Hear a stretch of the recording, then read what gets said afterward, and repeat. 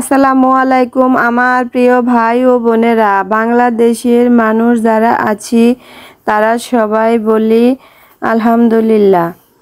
হে আল্লাহ, ফিলিস্তিনের মানুষদেরকে তুমি রক্ষা করো। আমরা তো অনেক ভালোই আছি। এদিকে ফিলিস্তিনের ভাই ও বোনেরা কতই না যন্ত্রণার মাঝে রয়েছে, কত কষ্টের মাঝে রয়েছে। এগুলা দেখে কিন্তু মনের মাঝে অনেক কষ্ট হয়। তাই বলছি, ওই ইহুদিদের কাছ থেকে আল্লাহ তুমি আমাদের মুসলিম ফিলিস্তিনি ভাই ও বোনদেরকে রক্ষা করো। আজকে কিন্তু পহেলা বৈশাখ উপলক্ষে কিন্তু আমরা কোনো কিছুই ভিডিও দিতে পারিনি।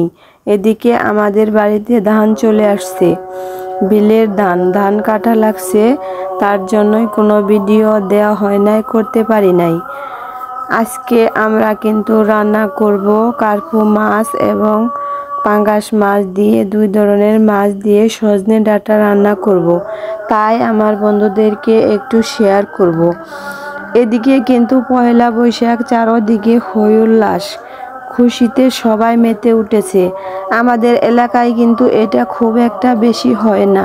পয়লা বৈশাখ উপলক্ষে কিছুই করা হয় না, এগুলা আমাদের এখানে পছন্দ করে না অনেকেই। মুরব্বি আছে, তাদের জন্য এগুলা করা হয় নাই। এই তো দেখো বন্ধুরা, আমি কিভাবে মাছটা কষিয়ে নিলাম।